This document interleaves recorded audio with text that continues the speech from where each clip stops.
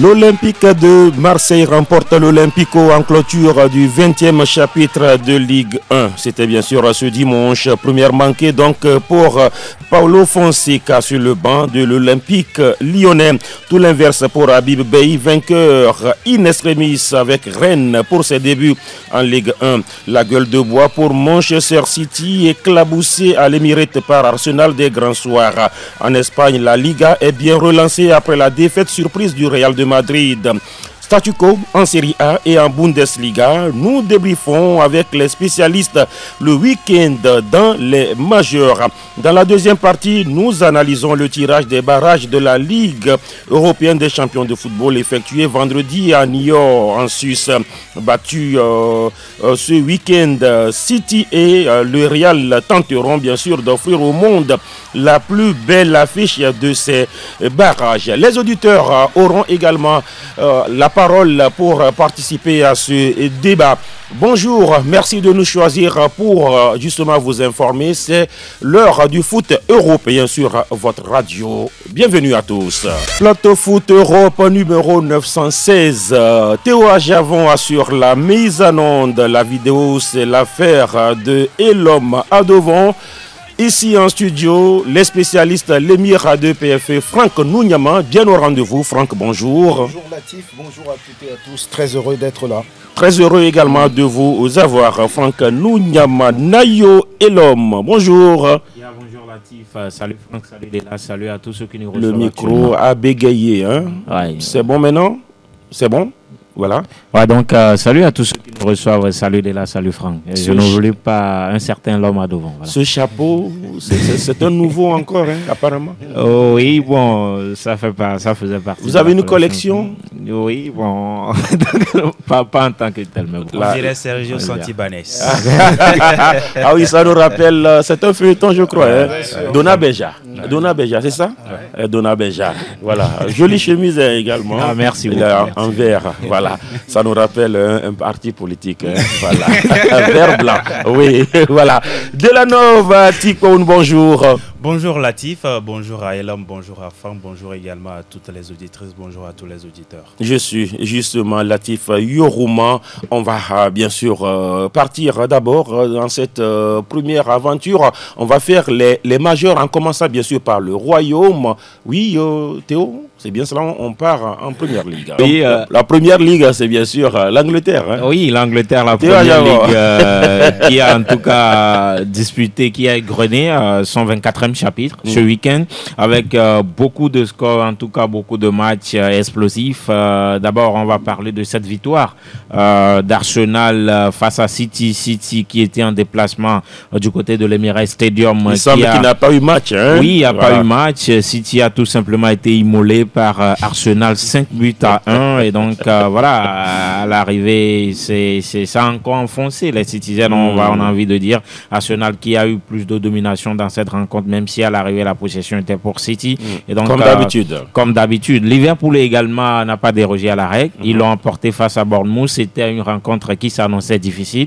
Et effectivement, quand on voit le match, mais à la fin, est-ce que ça a été difficile? Oui, ça a été difficile, mais sauf que d'abord, il y a ce penalty qui a tout décanté. Derrière, tout de suite, voilà. C'était léger, la faute. Oui, c'était un peu léger. C'était pas aussi trop grave en tant que tel. Mais à l'arrivée, derrière ce but encore de Salah qui souhaite faire un doublé. Donc voilà, le contenu, Bournemouth a quand même été un adversaire difficile pour Liverpool. Mais c'est ça également avec cette équipe de Liverpool. Même si l'adversaire est difficile, ils arrivent quand même à s'en sortir. Donc voilà, Manchester United également s'est incliné à domicile devant Crystal Palace. Ça, on le savait. On le savait, c'était pas surprenant, c'était pas un événement. Donc 0 but contre 2 devant les Eagles. Tottenham l'a emporté chez Brentford. Ça, plutôt, on ne le savait pas. On s'attendait plutôt à un Brentford qui allait rendre la vue dure à Tottenham. Mais à l'arrivée, Tottenham l'a emporté 2-0. Fulham également a battu Newcastle 2-1. Wolverhampton également a pris le dessus sur Aston Villa 2 buts contre 0. Everton a éclaboussé Leicester City 4 buts contre 0. Ipswich Town s'est incliné. En tout cas, c'était le duel des mal classés. Donc, voilà, c'est la lanterne rouge qui l'emporte. Donc, Ipswich Town qui s'affirme plus malade, plus faible que Southampton plutôt. 2 buts contre 1 à domicile. Mais avant, c'était Nottingham Forest également qui a fait voler en éclats. Apparemment, c'était pas un match de football. C'était, je sais pas, du tennis, on peut dire tout ce qu'on peut dire. Donc, 7 buts contre 0 pour Brighton également. Plutôt plus pour Nottingham. Oui, 7-0 pour Nottingham devant Brighton. Et donc, à l'arrivée, bon, les Forestiers ont fait le job devant les Brighton. Et voilà, Chelsea aujourd'hui va jouer aujourd'hui face à West Ham. Donc, en attendant le match de Chelsea, le résultat ou le classement pour l'instant, c'est Liverpool qui est toujours leader avec 56 points. 50 pour Arsenal, deuxième. Nottingham Forest est troisième avec 47 points. City est quatrième avec 41 points. Cinquième, on a Newcastle également avec le même nombre de points. Les deux ont perdu. Hein. Ils ont perdu ce week-end. Chelsea est classé sixième à 40 points. Et qui peut passer devant. Qui peut passer devant City en attendant le match de justement face à West Ham. United est classé 13e au classement avec 29 points. Nous avons Tottenham 14e avec 27 points. Les mal classés, les trois mauvais élèves de la classe, Leicester qui a 17 points, Ipswich Town 19e avec 7 points et 16 points et Southampton qui monte désormais à 9 points. Au classement des buteurs, Mo Salah est toujours leader dans le royaume avec 21 réalisations désormais, suivi d'Haaland qui également passe à 19 réalisations. Isaac est 3e avec 17 également pour Chris Wood qui a marqué un triplé justement dans cette victoire de Nottingham Forest. Et voilà, Palmer et Mbeumo justement restent à 14 réalisations derrière Johan Wissam qui est à 11. D'accord, voilà, l'équipe est encore élargie. Fifi Assogbavi, bonjour. Bonjour Latif, je salue le plateau et je salue les auditrices et les auditeurs. Noël de Souza, bonjour. Bonjour Latif, bonjour au plateau et bonjour aux fidèles branchés. Ça a été un week-end mitigé. Hein. Voilà, City a coulé, le Barça a gagné. Voilà, on va en parler. Alors, Franck Nounyama, ça a été des scores bizarres par endroit. Tottenham qui gagne Brentford, alors que Brentford était fort depuis un moment. Hein, voilà. Mais fort avec Mbeumo qui fait voilà. Du très bon boulot. Maintenant, Tottenham qui, depuis plusieurs semaines également, n'avait pas les résultats. Et cette fois-ci, ils ont surpris tout le monde en dominant Brentford 2-0. 2-0. Donc, oui, on sait que Postecoglou est sur un siège éjectable. Il fallait quand même changer un peu le cours des choses. Ce n'était pas bien pour les Spurs, qui étaient un peu au fond du trou. Au fond du trou. Ils ont gagné, c'est bien pour eux. Peut-être l'occasion de pouvoir retrouver un tout petit peu de la confiance pour la suite de la compétition. Mais il y a un score bizarre. 7 pour Nottingham qui, la journée précédente, avait pris 5. Il semble qu'un joueur avait prédit de gagner 6. Mais ils sont passés à 7. Ça fait triplé de Chris Wood. Oui, c'est celui-là même qui porte l'équipe depuis un moment déjà, Nottingham Forest. On a comme l'impression qu'ils n'ont peur de personne, même s'ils ont pris 5 la dernière fois. Ils ont su bien réagir. Et ça permet d'ailleurs d'être sur le podium au classement de la Première Ligue. Donc je pense que Espirito Santo et ses hommes font bien les choses. Ils ont de la réussite, notamment le joueur dont on a parlé. Et donc ça va bien, sauf que il y a moi, un joueur, personnellement, je ne m'attendais pas à ces 7-0. 7-0. C'est plus que du face tennis. À Brighton. C'est même pas un 7. Oui, ça fait... oui, mais l'erreur aussi, c'était le coup de Hutzler. C'est-à-dire quand tu joues Nottingham Forest, une équipe qui joue vraiment en transition rapide, c'est ça leur force. Et tu places déjà 5 joueurs tellement offensifs devant. Et ça veut dire que toi-même, tu te crées de l'espace parce derrière. Que bon, précédemment, oui, Nottingham avait pris 5. Donc, il a pensé donc, aussi... voilà. Ils ne sont pas Liverpool. Donc, ils n'ont pas Salah, ils n'ont pas Gakpo, tout ce qu'avait Liverpool. Donc, voilà, c'était l'erreur également du coach qui a permis à cette formation de Nottingham de dérouler très bien. Il y a un joueur là, Elanga, c'est ça? Anthony Elanga. Voilà, qui a fait 3 passes décisives. C'est lui qui était tellement le détonateur pour justement Nottingham. Oui, au-delà du fait qu'on peut parler d'Anthony Elanga, beaucoup plus on peut parler du collectif de Nottingham Forest. On sait que c'est une équipe qui n'était pas forcément attendue à ce stade de la compétition en Première Ligue. Le week-end écoulé, c'était 5 buts qu'ils ont pris, vous l'avez dit. Mais cette fois-ci, il fallait se relever et ils ont su se relever de la meilleure façon possible en mettant 7 buts à Brighton. parce que Brighton, c'est cette équipe-là aussi qui regarde, en tout cas droit dans les yeux des gros de la première ligue, Manchester City, Man U par exemple, ou encore Liverpool parfois.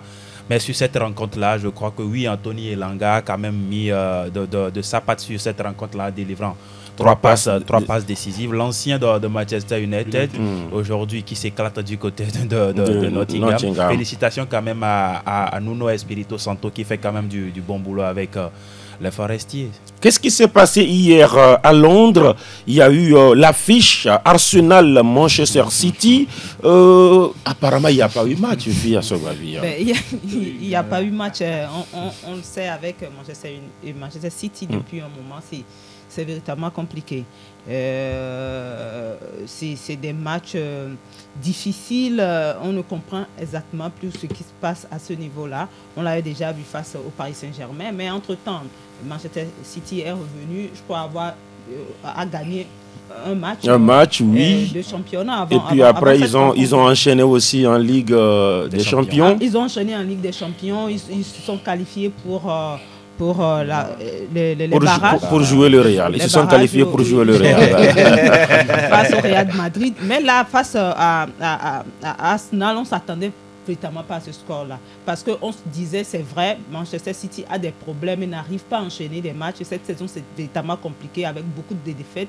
Et Manchester City qui encaisse aussi beaucoup de buts. Mais aller jusqu'à prendre, je crois, 5 buts face à Arsenal. Face à Arsenal, voilà. Non, face à Arsenal, c'était le choc de la journée. Mais Arsenal, ce n'est pas aussi un petit morceau. Hein. On sait que Arsenal, depuis ils sont deuxièmes, voilà. Ils sont deuxièmes, ils sont en train de chercher le titre de champion qui les fuit depuis plusieurs années et ils vont tout mettre pour déranger Liverpool. Et ils n'avaient pas droit à l'erreur parce que s'ils perdaient cette rencontre-là, Liverpool allait s'évader. Et voilà, mais ils ont réussi. Mais jusqu'à marquer 5 buts à City, il fallait le faire. Qui pourtant a réussi à revenir après avoir pris un but.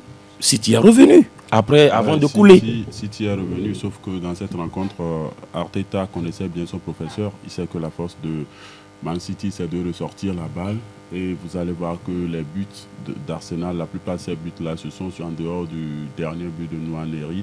Je pense que la plupart des buts, c'est sur des erreurs, des passes qui ont été interceptées. Parce qu'ils veulent ressortir proprement comme ils le font, surtout sur le premier but. C'est peut-être l'opportunité de encore revenir sur Rodri. C'était quand même le seul joueur qui avait cette capacité-là, dans cette densité, d'aller prendre la balle et de trouver un vis-à-vis. Peut-être il faut avoir une doublure de Rodri dans l'équipe. Je ne sais pas. Maintenant, Man City n'avait pas du tout existé à part l'égalisation. On avait des joueurs qui n'avaient pas forcément de la matière. C'était dans le dur. Ils n'arrivaient plus à se surpasser. Je pense qu'à un moment donné, Pep Guardiola doit quand même comprendre qu'il y a certains joueurs qui sont, je pense, trop rassasiés parce que ce n'est pas physique ce qui se passe.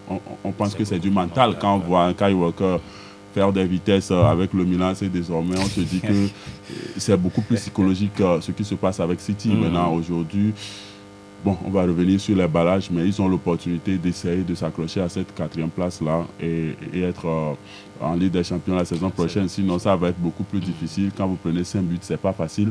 Les rencontres à venir, les adversaires également vont vouloir en mettre le clou dessus. Donc, il va falloir beaucoup se réveiller. Mais ça va être difficile. À vous écouter, qu'ils mettent déjà une croix sur le titre, c'est cela? Non, sur le titre, ce n'est plus possible.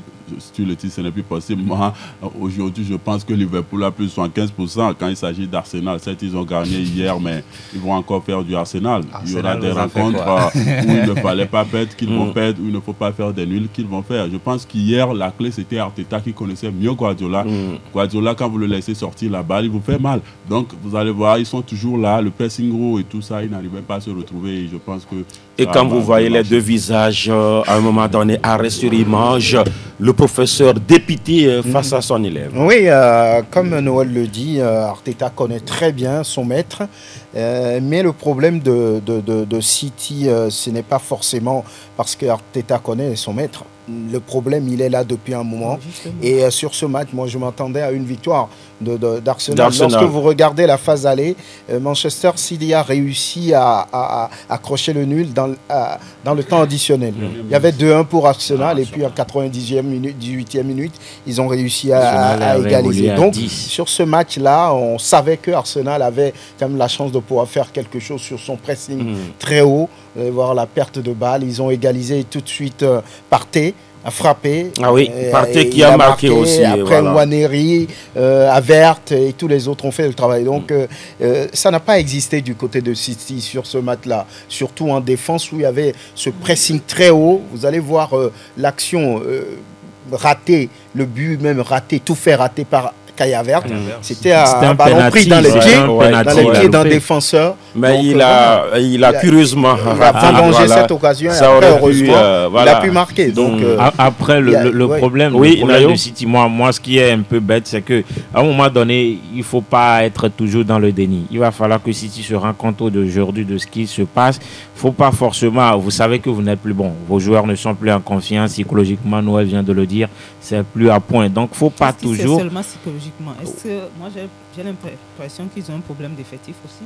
Oui, ils n'ont pas de c'est la fin d'un cycle, peut-être. C'est la fin d'un cycle. C'est la fin d'un cycle. Donc, il ne faut pas toujours vouloir forcer, jouer comme vous jouez à l'habitude. Donc, moi, j'en ai donné, il faut jouer un peu à la sécurité, un peu. Si à chaque fois, vous laissez encore des espaces face à des ailiers d'Arsenal qu'on sait. C'est les joueurs qui ne répondent plus ou c'est la méthode Pep qui n'est plus là? La méthode est là, mais les joueurs ne répondent plus. On voit clairement que les joueurs... Il est obligé de changer aussi beaucoup. Il doit intégrer de nouveaux joueurs. Mais il a fait, il y a Marmouche qui est arrivé. Face à Chelsea, par exemple, Man City a joué autrement. Les buts, c'était Ederson direct pour Haaland ou pour quelqu'un devant. Il a essayé quand même, ils ont essayé de le faire. Mais hier, c'était Ortega dans les buts. Moi, je comprends. C'est un problème également que je ne comprends pas. Vous avez un gardien qui vous a fait gagner énormément de titres. Ederson Moraes, qui sur une erreur comme cela se retrouve sur le banc. On sait qu'habituellement avec Pep Guardiola, ça ne pardonne pas. Ça ne pardonne pas, mais on ne peut pas... Pour moi, je ne peux pas comparer Ederson et puis Ortega. Dans des rencontres comme ça, il faut toujours avoir de la sécurité derrière. Il faut voir, on est dans le doute. Déjà, vous avez des défenseurs qui ne sont pas en confiance, qui laissent tellement des espaces à des adversaires. Et puis le gardien aussi, qui est une assurance touriste. Et quelque part, justement, ça fait l'affaire donc de Liverpool qui n'a pas tremblé, hein, Fifi, à Sogbavi. Et pourtant, on attendait cette rencontre-là. Bournemouth qui avait une série aussi impressionnante, hein, de 12 à 14 matchs sans défaite. Mais c'est la fin d'une série aussi. C'est la fin d'une série parce que c'était en face. Il fallait Liverpool pour mettre fin. Liverpool, depuis le début de la saison, a montré clairement ses ambitions. C'est d'aller encore accrocher un titre de champion, de galer peut-être, je crois, Manchester United, justement, oui. On verra. Vous n'avez pas aimé ces statistiques-là, apparemment. Moi, je suis mancunienne. Non, mais non, je ne vous fais pas. Parce que je n'ai rien dit. Hein. C'est normal que je ne veuille pas voir Liverpool gagner cette saison. Mais même malheureusement, tu portes à croire que Liverpool est sur le point va encore gagner. Ça fait 15 points désormais entre avec un match. Voilà, avec un match qui va se jouer en milieu de semaine. Qui va déranger Liverpool? C'est Arsenal. C'est Arsenal, c'est ce que je voulais dire. C'est Arsenal qui n'est pas constant. Et si c'est l'année d'Arsenal? Non, depuis 2004. Écoutez, l'année dernière, c'était l'année d'Arsenal. La saison s'est passée également. Hier, il y a eu une victoire, cette large d'Arsenal.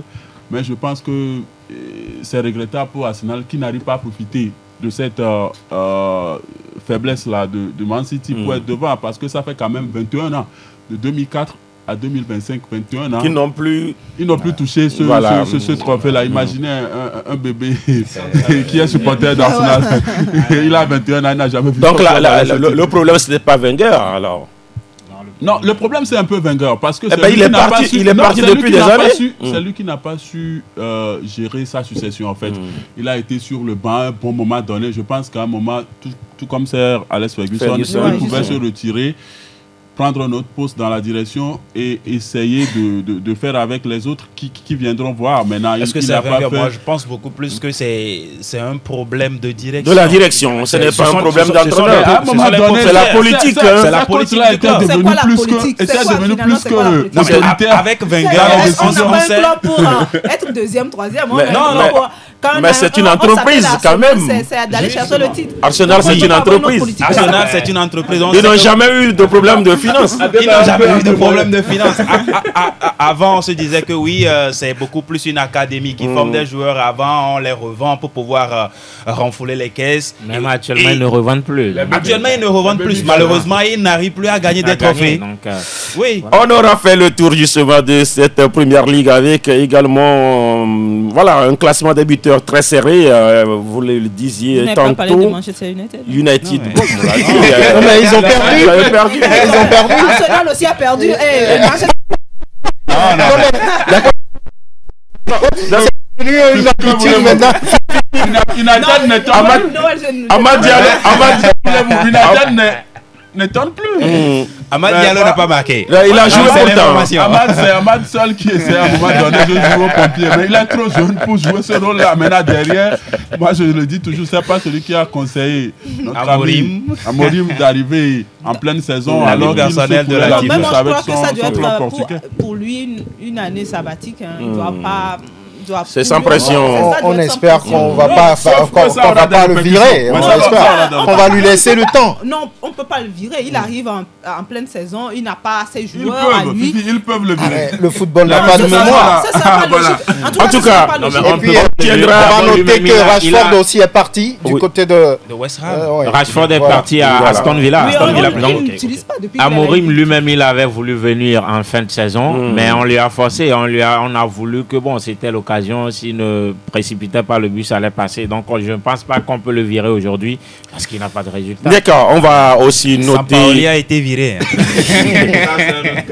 On va noter que les Africains se sont distingués en première ligue. On l'a dit, Partey a marqué, Pape Sarr également a marqué. N'oublions pas les 2 buts de Mohamed Salah. Iliman Ndiaye également a marqué du côté d'Everton. Everton qui a bien préparé le derby de la Mersey parce que ça va se jouer ce mercredi entre Liverpool et puis Everton, match en retard de la 15e journée.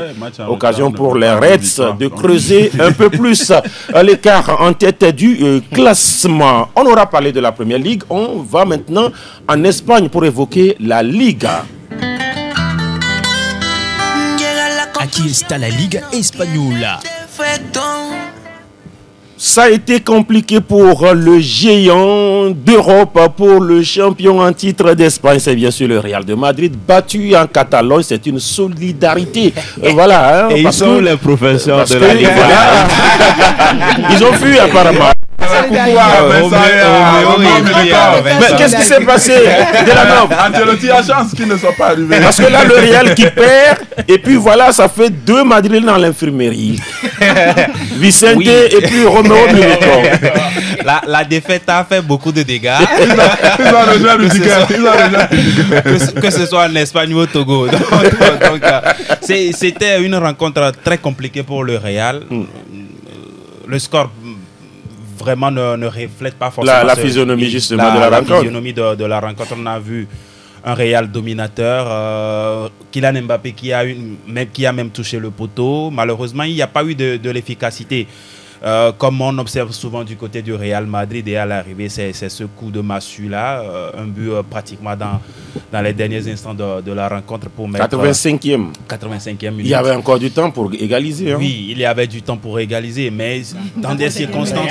Oui, dans des circonstances... Vous jouez face à une équipe aussi organisée, qui derrière, très bas, c'est difficile. Et que vous avez des occasions et que vous ne les mettez pas au fond. Quelque part... Ça met en confiance l'équipe qui est en face, et c'est ce qui s'est passé avec les Espagnols Barcelone. Ils sont partis quand même planter ce but-là, 1-0 pour faire tomber le Real Madrid. Le Real Madrid, oui, Noël est bizarre, la Liga. Avec Vinicius sur le terrain, Mbappé n'éclore pas. Souvent. Et je pense que ceux qui étaient ou ne voulaient pas forcément l'arrivée du joueur français, avec la présence de Vinicius, avait raison, et je pense que le temps en dira Peut-être parce que... Aujourd'hui, ce n'est pas Vinicius qui doit partir. Non, je ne sais pas, mais ce que je sais, c'est que... Est-ce que le débat est déjà à ce niveau? Non, les deux joueurs... Est-ce que quelqu'un doit partir? Les deux joueurs sur la pelouse, pratiquement, se marchent dessus. On a vu qu'il y avait l'intelligence de Rodrigo et des autres. Avec Mbappé seul, ça marchait, ou avec Vinicius. Bon, c'était l'arme qui remportait tout en Europe. Est-ce qu'il fallait forcément faire venir le joueur français avec cette forme de Vinicius? On ne saurait le dire, mais dans cette rencontre, il faut tout de même dire que c'est une équipe de l'Espagnol dans la zone rouge qui a su faire mal à ce Real Madrid-là. Carlos Romero, c'est quand même l'image de cette rencontre. Certes, il y a eu des cris. Il a fait fort, hein? Oui, il a fait fort. Par son but, par son tacle. Voilà. Par son tacle. Maintenant, quand on revoit le tacle, on sent quand même que ce n'était pas Mbappé. Il n'avait pas aussi été touché que ça, qui ne méritait pas forcément un rouge. Mais c'était un joueur qui a su faire l'appel à la 85e minute latéral, et s'est donné. Il était derrière. Bon. Tout derrière également, il faut dire que la sortie de Rudiger a beaucoup pesé sur cette défense du Real. Ceux qui tapaient sur Ancelotti de ne pas aligner Asensio verront désormais Asensio et on verra bien ce que ça donne. Moi, je ne pense pas que ce soit un problème entre Vinicius et Mbappé. Ils ont été alignés ensemble sur plusieurs matchs, ils ont gagné. Peut-être la dernière fois, ça n'a pas marché du côté du Real. Et puis en barrage, pas en barrage, en Ligue des Champions, Vinicius n'a pas joué, mais on n'a pas vu Mbappé aussi. Voilà. Il n'a pas marqué. Voilà. Non, mais il faut prendre ce n'est pas cette façon de voir les choses qui vont pouvoir améliorer quelque chose. Je pense qu'ils ont manqué sur ce match-là de réalisme, de réussite. Voilà, et puis il y a quelques coups de l'arbitre que moi j'ai mal senti sur cette faute sur Mbappé. Ben, il fallait réagir. Même l'intention est sanctionnable. Voilà. Quand même pas rouge, parce que quand vous voyez l'image, s'il le prenait, il le tuait, voilà. Ouais, il mettait fin à sa carrière. Donc l'intention même, il y avait l'intention qui doit être sifflée. L'intention, c'est quand même un carton jaune, mais pas un rouge. Non, l'intention aussi peut être sanctionnée. Le pied n'était pas aussi haut, c'était un tacle bas. C'était un tacle bas. Mais il était assassin. Le tacle était assassin. Dans l'intention, on peut le dire. Mais l'arbitre a jugé qui pouvait rester sur la pelouse. Et moi, je pense également que les erreurs d'arbitre également font partie du jeu. Des joueurs également manquent des opportunités. D'accord. Oui, Fifi Sogbavi. Oui, moi, je reviens un peu sur ce qu'il disait par rapport à Vinicius et Mbappé. C'est vrai que l'adaptation a été compliquée pour Mbappé au début. Et puis, le placement de ces joueurs-là devant était également... Il est un neuf, lui, maintenant. Lui, il est un neuf, là. Alors qu'on ne sait pas comment elle est liée. Maintenant, s'il se marche dessus, moi, je dirais il faut voir les statistiques des deux joueurs depuis le début de la saison. Qui est le plus efficace parmi... C'est Mbappé. C'est Mbappé. Est-ce que c'est pas parce que Vinicius, justement, passe... il joue comme un électron libre. Et puis, abaissé devant. Il a toujours joué. En fait, quand on est arrivé, c'est Mbappé qu'on a adapté au système. Et Vinicius a été laissé, je crois, à son côté. Comme il a été toujours côté gauche. Efficace. Oui. Voilà, donc le problème ne se pose pas avec Vinicius. C'est plutôt toi qui dois te poser avec Mbappé parce que Mbappé est devenu, comme tu viens de dire, un neuf. Alors qu'on le connaissait au PSG. Où à gauche aussi, voilà. Il était libre à gauche et il faisait ce qu'il voulait. Mais maintenant, là, il est concentré comme un neuf. Mais il arrive quand même.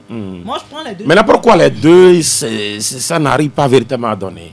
Ça, je ne saurais le dire. Hein. Mbappé veut marquer, Vinicius veut marquer. Ça s'explique. Les deux, ce sont des joueurs efficaces qui aiment quand même... Qui aiment des stats. Les stats, voilà, les challenges, et tout le monde veut porter l'équipe.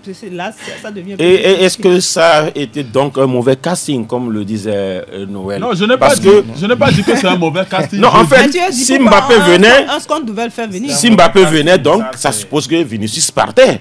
Ou peut-être Mbappé ne venait pas parce que Vinicius est là. Mais on ne saurait dire si c'est un mauvais casting ou non. Parce que pour le moment, ça marche. Les deux joueurs sont là sur la pelouse. Le Real est leader. Le Real est barragiste. Et bon, c'est le terme. Le Real est barragiste. Ouais. Maintenant, certes, sur des rencontres, on les a vus peut-être face au Barça où prennent 5 ou tout ça, mais aujourd'hui le Real a quand même top. Donc je pense qu'il a trouvé la faille pour amener ça. Tout le monde sait que quand le Noël vient ici, Voilà. Maintenant, on revient dessus. Si le Real terminait la saison et est champion d'Espagne, le Real terminait la saison en Ligue des Champions et champion, on ne dirait pas que c'est quand même un mauvais casting. Maintenant, c'est quand même les résultats, cette défaite par exemple, qui fait revenir là-dessus. Mais on attend de voir. Mais même au Real, il n'y a pas seulement un problème de Mbappé et de Vinicius, c'est vrai, c'est un problème. Mais c'est toute l'équipe un peu. Surtout la défense. La défense, même le milieu. Quand vous voyez, quand l'autre est parti, je crois, Toni Kroos, oui. Avec comment on l'appelle l'autre là, Casemiro, Modric aussi, Bielsa. On n'a pas su changer. Non, c'est Chouameni qui n'a pas su prendre le relais, sinon il est bien là. Oui, mais on sent quand même que ce n'est pas le même niveau. Et je crois que sur ce point, le Real doit faire un travail. Un travail, justement. L'histoire de Vinicius, Mbappé, on peut tout dire, mais ce sont des joueurs. Il y a toujours cet ego. Quelque part, on peut nous dire que oui, quand on le dit, on dit souvent c'est la presse qui veut vendre. Mais non, ça existe réellement. Aujourd'hui, Vinicius qui vient de rater un ballon d'or. Et c'est que désormais, pour le gagner, ça doit passer par des stats. Mais Mbappé également, qu'il est là, justement. Et donc, il y a toujours cet ego quelque part dans leur tête. Vous voyez Bellingham désormais, qui a oublié que lui, il était désormais un milieu. C'est-à-dire, le gars ne veut plus jouer milieu. Quand le même milieu, il est toujours... Parce que lui aussi, il a goûté à ce fruit des stats. Et désormais, il a pris goût et il ne veut plus l'abandonner. Et ça fait que lui aussi, en milieu de terrain, c'est un problème Bellingham. Quand il part à l'offensive, ça laisse beaucoup de vide au milieu. Pourtant, c'est que Valverde, ou comment l'Espagnol là, Ceballos, c'est un joueur qui est également très lent, qui ne va pas tout combler. On sait que Chouameni, bon, lui, il est désormais défenseur. Tout ça, donc, dépanneur. C'est Ancelotti. Conjugué à la problème de la défense sur le but de l'Espagnol, la défense était de la salade. Il ne savait même pas où se placer. Valverde, les autres, tout le monde courait comme c'était pas possible. Au final, justement, ce match-là qui pourrait faire date, qui pourrait compter, en tout cas pour le sprint final, puisque le Real, bien réduit avant, bien sûr, de jouer le derby le week-end à venir face justement à l'Atlético qui est revenu à une unité. Le Barça aussi a pris des points, a gagné difficilement, mais ça fait quand même 3 points. Ça fait quand même 3 points, c'est le plus important. on sait très bien ce qui se passe en Liga entre le Barça, l'Atlético Madrid et puis le Real.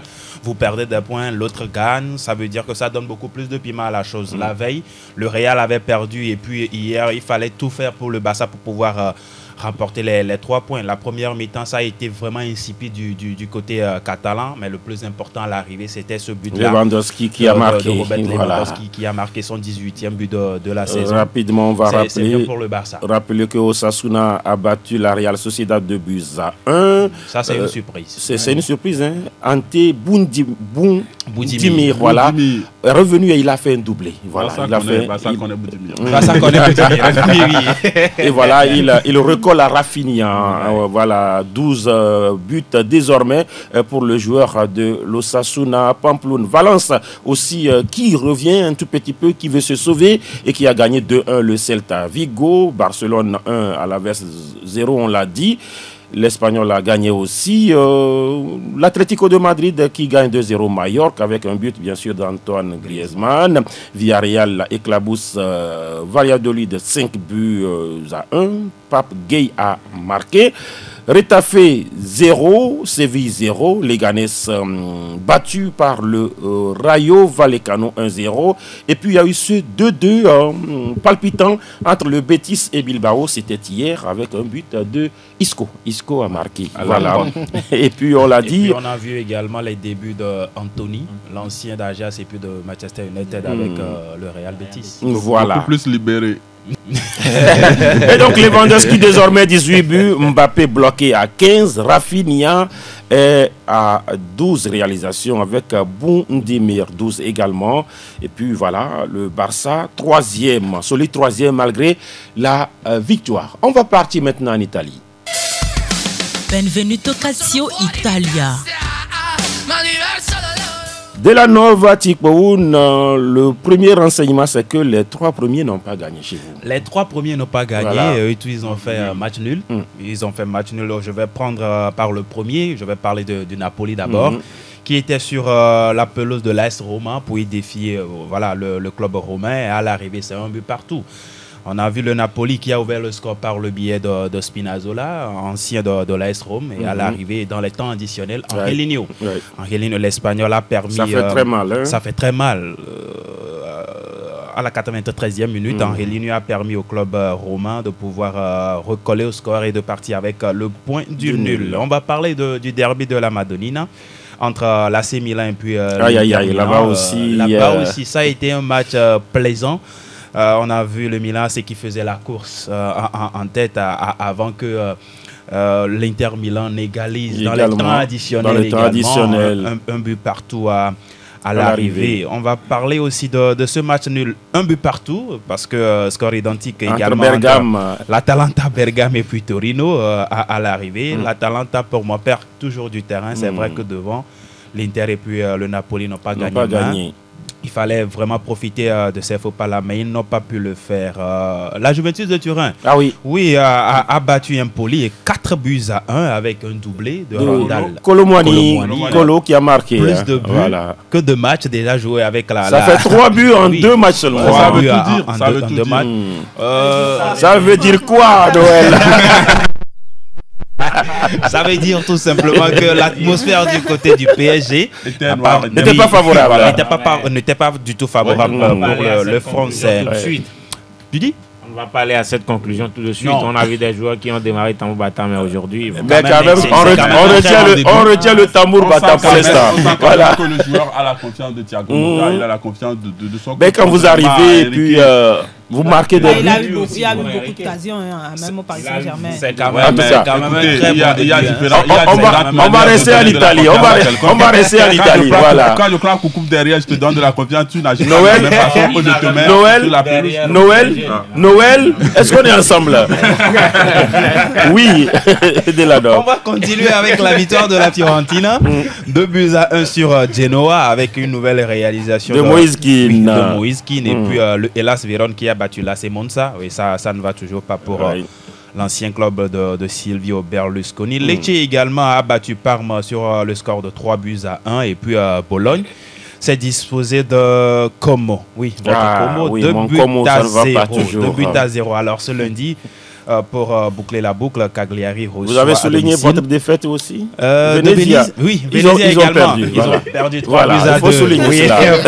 Il fait semblant d'oublier. Parce qu'il n'a pas dit.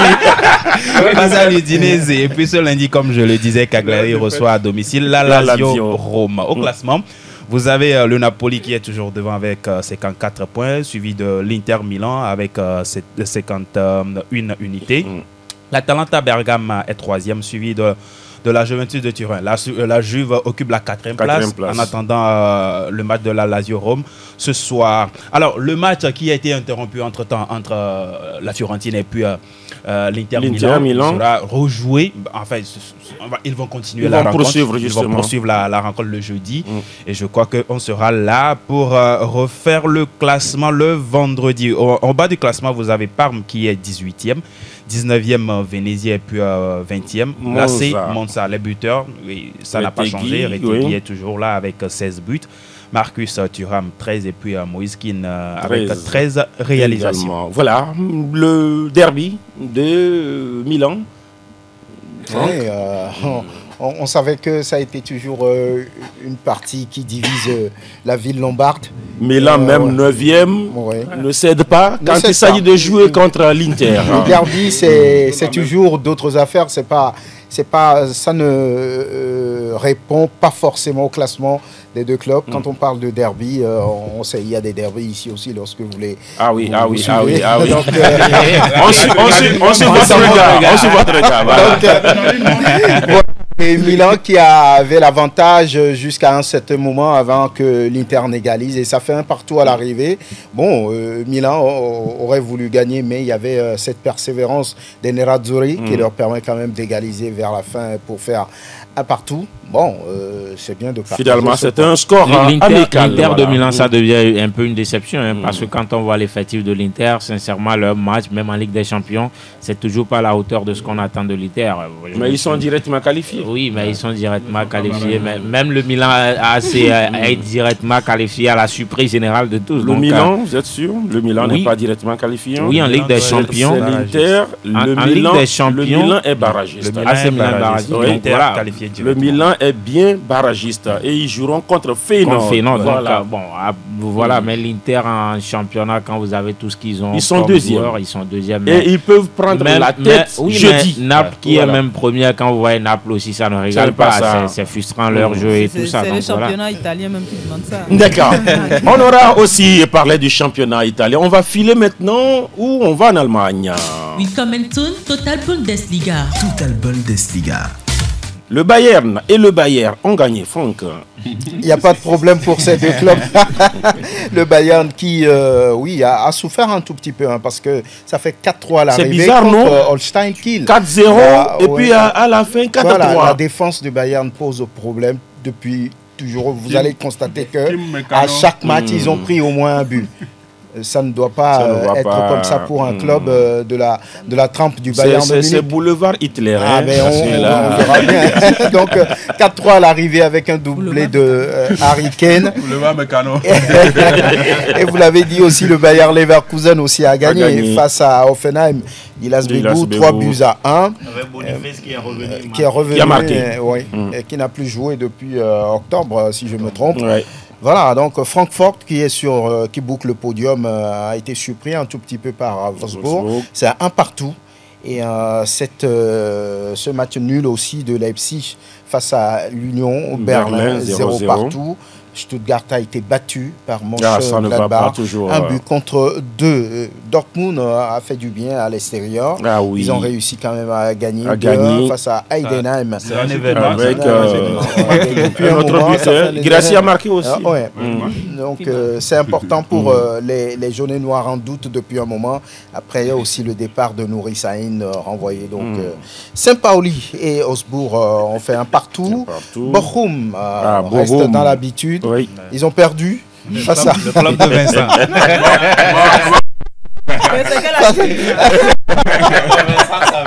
Voilà.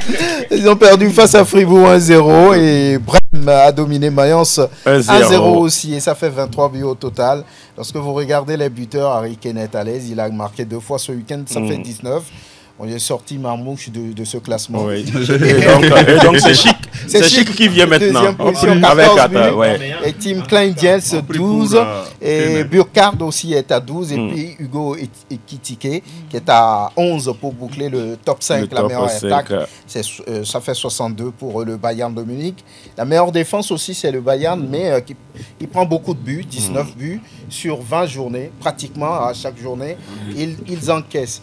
Et au classement, il n'y a pas de surprise. Le Bayern est en tête, 51 points. Suit le Bayer Leverkusen, 45. Troisième, Francfort, 38. Leipzig, 4e, 33. 5e, Stuttgart, 32. Quand on descend sur les 5 derniers au classement, on a Union Berlin, 14e, 20 points. 15e, Hoffenheim, 18 points. Et 16e, Heidenheim, 14 points. 17e, Holstein Kiel, 12 points. Et puis Bochum, plus mauvais élèves, 18e, 12 points aussi. Voilà, c'est sans commentaire. On va maintenant boucler les majeurs par l'Hexagone Ligue 1. Tout à l'info Ligue 1. Info Ligue 1. Marseille a gagné. Ce n'est pas Paris seul qui a gagné. Hein. Marseille a gagné. Vous confirmez, Fifi Assogbavi? Justement, Marseille a gagné en clôture de la 20e journée de la Ligue 1. C'était hier face à Lyon. Dans l'Olympico. Ça a été chaud. Hein? Ça a été difficile. C'était 0-0 à la mi-temps. 0-0 à la mi-temps. Puis à chaque fois, Marseille marque, Lyon qui revient. Et finish, Lyon marqué en Lyon. C'est Lyon qui a ouvert le score. C'est le même scénario que sur le match aller. Voilà. Avec le même score. Même scénario, même score. C'est seulement le stade qui a changé. Marseille a expliqué. Marseille a pris l'avantage. Devant, justement. Voilà, Lyon est revenu et puis en fin de match, Luis Enrique qui a marqué. Marseille de prendre 3 points et de rester. En tout cas, en course. Hein. Ils sont deuxièmes. Peut-être pour l'Europe, pour la Ligue des Champions. Vous parlez de Marseille? Je parle de Marseille. Ils sont deuxièmes. Ils sont deuxièmes. Oui. Pour la Ligue des Champions. Oui, ils seront pour la que première deuxième. place, ce sera un peu compliqué. Ça fait Oui, puisque les trois premiers se qualifient directement. Ils ne peuvent même pas remettre la première place. Il veut jouer la Ligue des Champions avec Marseille. Donc, voilà pourquoi il a marqué hier. Ce sera chose faite sûrement cette saison. Et déjà, le samedi, le Paris Saint-Germain a fait voler en éclat Brest 5-2. Vous savez que Paris va retrouver Brest pour les barrages. C'est déjà l'acte 1 de la série de 3 matchs pour les deux équipes. Et ça met en confiance le Paris Saint-Germain qui marque 5 buts quand même. Dembélé, il a mangé quoi? 2 triplés lors des 2 derniers matchs avec le Paris Saint-Germain. C'est vrai que... Il faut le tester peut-être. Hein? Il profite beaucoup plus de cette force-là de Barcola et de Désiré Doué. Vous allez voir, la plupart des buts de Dembélé, c'est quand même ces joueurs-là qui font des courses balles au pied. Il faut que peut-être Barcola arrête d'être trop altruiste peut-être. Non, je pense c'est des passes décalées. Si c'est Dembélé, il marque lui-même. Hein? Bon, il marque ou il rate, donc... Voilà, il marque ou il rate, justement. Ce qui est sûr, il va frapper, soit ça va rentrer ou ça va rater. Non, je pense qu'aujourd'hui, par rapport à Barcola, il est en train de revenir, il a eu un creux. Donc aujourd'hui, il a besoin de confiance. Même les passes D, c'est beaucoup plus de points que de rater des opportunités. Donc il fait le mieux. Également Désiré Doué qui ne peut pas descendre. On a vu le Napolitain, l'Est-Napolitain, Varachellia également qui est arrivé. Donc c'est rude. Soit vous faites marquer, soit vous marquez. Maintenant, attention à ne pas rater des opportunités. Si vous ne faites pas les deux, vous êtes on connaît bien Enrique. Et maintenant, je pense que Dembélé aujourd'hui, il est en train de prendre l'aura de cette formation parisienne. C'est lui le patron. Parce qu'aujourd'hui, il n'y a plus Mbappé, il n'y a plus de Colomani. Devant, il n'y a plus entre guillemets un autre joueur qui puisse le voir en face et tout ça. Donc je pense que c'est lui qui est en train de prendre les choses à main. Maintenant, on connaît bien Dembélé. On sait qu'il rate plus d'opportunités qu'il en marque. Quand il va commencer... Il fait 2 triplés en 2 matchs. Oui, c'est une belle passe cette fois-ci. Mais on attend de voir. J'espère qu'il ne va plus plonger. Oui. Voilà. Il y a eu également... Montpellier 2-0. Oui. On a également Monaco... qui a gagné. Auxerre 4-2. Lille 4-1 face à Saint-Etienne. Toulouse a fait match nul avec Nice, 1 but partout. Rennes de Habib Bey. Ah oui, ils ont marqué à la 89e minute. 2-0 face à Strasbourg. Et puis Reims qui perd à domicile face à Nantes, 1 but contre 2. Oui. Angers et le Havre qui font match nul, 1 but partout. Justement. Au classement, le Paris Saint-Germain premier avec 50 points, suivi de Marseille, 40 points, 3e Monaco, 37 points, Lille est 4e avec 35 points, Nice 5e avec 34 points. En bas du classement, on retrouve à la 16e place Saint-Etienne, 18 points seulement, suivi de Montpellier 17e avec 15 points, et puis le Havre dernier avec 14 points. Au classement des buteurs, on a Dembélé maintenant qui est passé devant avec 14 buts. Et Greenwood est 2e avec 13. Jonathan David 12. Barcola est 4e avec 11 buts. Et puis Evan Guessant de Nice est 5e. Paris premier dans les deux. Premier buteur, premier classement général, c'est sympa trop là. Oh non, mais pour le PSG. Hein? Non, mais quand tu es le PSG, d'abord, tu as l'obligation d'être premier parce que en termes de budget, en termes d'effectifs, ils sont largement au-dessus. Et donc, quand aujourd'hui également tu es attaquant au Paris Saint-Germain, tu as plus de chance de scorer, de marquer beaucoup plus de buts qu'un Guessant qui est à Nice par exemple ou un Rennes. Donc c'est logique aujourd'hui et c'est là où on le dit, c'est là où le PSG également a passé un cap aujourd'hui parce qu'avant il y avait des stars qui faisaient la différence, mais aujourd'hui Dembélé, oui, mais c'est pas au niveau de Neymar, de Mbappé, tout ça. Donc aujourd'hui, être capable également d'avoir des buteurs malgré le départ de ces stars, de se réinventer, ça fait du bien. Paulo Fonseca, ça fait une première manquée, Franck Lugnement. Oui, une première. Malheureusement, il y avait du caractère du côté des Marseillais qui ont répété, on va dire, un peu le récital du match aller. Ils ont été menés, ils ont su revenir, ils ont pris l'avantage, on a égalisé. Après, Paul Lirola qui a bien vu Luis Enrique pour le 3e but. Donc Marseille-Lyon, ça a été toujours un match assez disputé où il y a eu avalanche de buts. Parfois c'est 4-4, parfois c'est 3-3. Et sur ces 2 derniers matchs, la victoire de Marseille, on n'a pas eu le temps de s'ennuyer. Il y avait du caractère et malheureusement pour Paulo Fonseca. Habib Bey, ça marche. Oui, pour Habib Beye avec ses débuts à Rennes, ça a été une victoire pour lui. Maintenant, il faut continuer, pas prendre les... Mais malheureusement pour eux, Nantes aussi a gagné. Hein. Ça fait que... Malheureusement pour eux, ils n'ont pas pu... les Canaries également ont gagné. Mais on sait qu'avec Habib Beye, je ne sais pas s'il faut dire qu'il y aura beaucoup plus de sérénité. Depuis le début de la saison, c'est une saison catastrophique du côté du stade rennais. Mais pour ses débuts, faut-il quand même le faire, battre Strasbourg surtout à l'extérieur, 1-0. Il fallait le faire avec ce but-là de Ludovic Blas. Félicitations quand même à Habib Beye. On espère vivement qu'ils vont continuer, pas prendre des parce que il n'a que 6 mois. On attend de voir Beye, parce que vous savez, d'habitude, quand il y a un nouveau coach, la plupart des joueurs, l'ambiance change et derrière, ça tombe. On attend de voir ce que ça donne. Mais connaisseur du football qu'il est, on sait qu'il va quand même prendre les meilleures décisions. Quand ça ne va pas aller, il sera capable de... Nekar, on aura épilogué largement sur justement les majeurs. On va évoquer en quelques minutes justement la Ligue européenne des champions. L'affiche tant attendue est bien tombée. Beaucoup l'ont pronostiqué. Manchester City va recevoir en premier le Real de Madrid. Est-ce vrai une finale avant l'heure, Franck Nounyama? Oui, quand on voit un peu la performance, c'est les 2 derniers vainqueurs de la compétition. Oui, donc, justement. Quand ils se retrouvent, c'est toujours une certaine curiosité, même si aujourd'hui, on va dire tout simplement que Manchester City est malade. Et qu'on voit le Real peut-être faire la différence, mais ça reste quand même des barrages de la Ligue européenne des champions. Il faut quand même faire attention parce que le Real aussi, ce n'est pas forcément ça ces derniers temps. Donc, on attend de les voir jouer.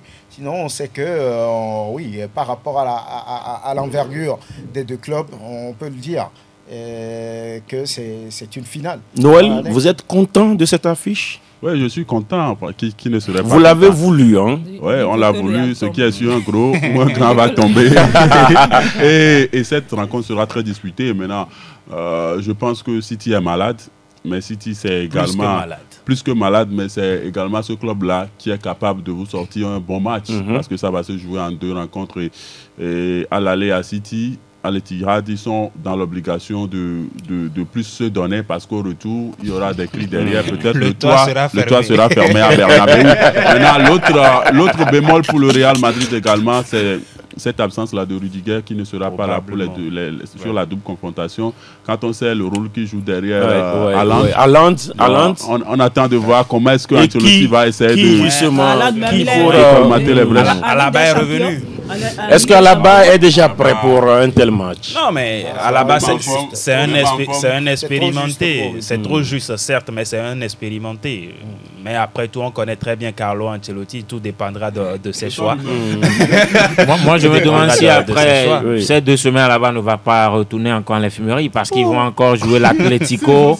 Ils vont jouer City en double confrontation. Ce serait du lot pour lui. Il revient juste de blessure. Après, la forme de City, c'est vrai, tout ça, le Real, mais n'oublions pas que c'est Fourmi qui tue souvent les fins. C'est possible que City récupère Ben Doku également, Benjamin Doku. C'est possible qu'il le récupère. Et quand on sait ce joueur-là, ce qu'il est capable de faire balle au pied, aujourd'hui face à Vasquez, mais il était là depuis le début de la saison. Il a beaucoup plus fait l'infirmerie cette saison. Il faut d'abord compter sur Haaland. Oui, c'est un grand joueur qui montre en première ligue. Mais ça fait 19 buts déjà pour lui. Oui, je sais, en première ligue. Mais quand on vient sur le continent européen, combien face au gros lors de la phase régulière, il n'était pas aussi en vue. Donc, à l'image du club. À l'image du club, moi je vois quand même. Je donne un léger avantage au Real Madrid. Mais les matchs même pas un léger. Oui, même Noël donne un léger avantage au Real Madrid. C'est un léger là. Ça c'est 60. Alors que les supporters du Barça souhaitent que le Real soit éliminé. Les supporters du Barça. Le Real à la Ligue des Champions, c'est une équipe qui ne fait pas de cadeaux. D'accord. Ils ont fait cadeau face à Lille. Le Real également lors de la phase régulière, ça n'a pas été. On savait. Moi, je pense que City a l'avantage. C'est pour une place. Il n'y aura pas que il n'y aura pas que City Real pour justement ces barrages-là. Oui, Paris-Brest, moi je pense que ce sera un match piège pour le PSG. Maintenant, c'est toi qui choisis les affiches. Non. Il n'a pas parlé de Paris-Brest. Laissez-le parler, oui. La FIFA dit qu'il n'y a pas que Real City. Donc ça veut dire que vous avez voulu vous mouiller sur Brest-Paris. Voilà. Je pense que contrairement à tout ce que les gens peuvent dire, je pense que c'est une rencontre piège pour le PSG. Oui. Non, je dis quand on dit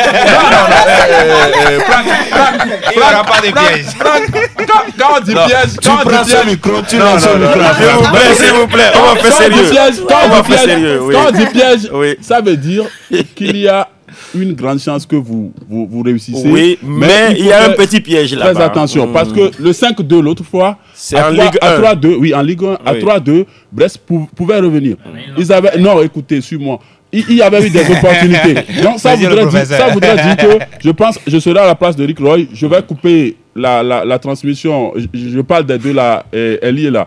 Et le Barcola, s'il n'alimente plus Dembélé, on verra bien comment est-ce qu'il se débrouille. Et devant Ajok et ces joueurs-là, quand je vois comment il a mis dans le vent le Pacho l'autre fois, je pense que ça peut les donner des idées. De toutes les façons, quand même d'un match pour une place en de toutes les façons, on sait que Brest, le Paris Saint-Germain va quand même pas s'amuser.